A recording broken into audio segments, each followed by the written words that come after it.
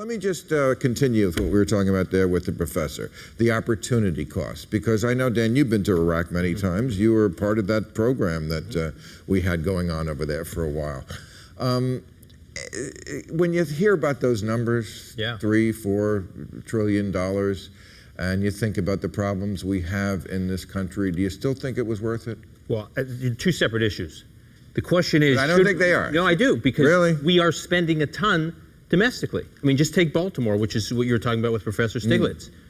Baltimore School District, it's the second highest spending per pupil in the country. If you look at the 100 largest school districts in the country, Baltimore's number 2, over $15,000 per pupil.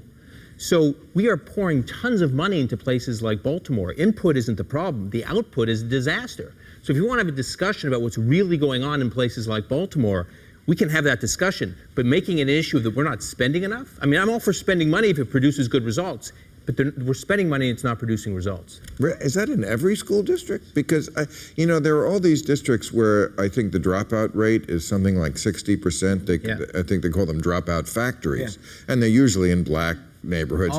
Listen, I've never been to Baghdad, but I've been to Baltimore. And the very area where this upheaval started, the unemployment rate between the age for black males between 16 and 65 is 60%.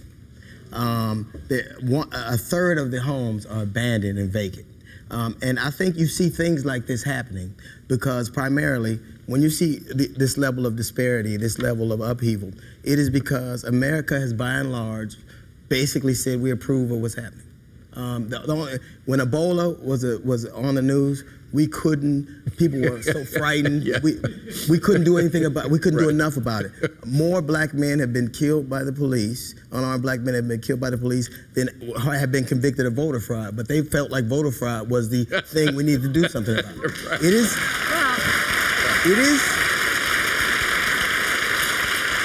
this deafening silence you hear is America's by and large telling the police and telling brutality in general, attaboy. That's what you're supposed to do. Yeah, but now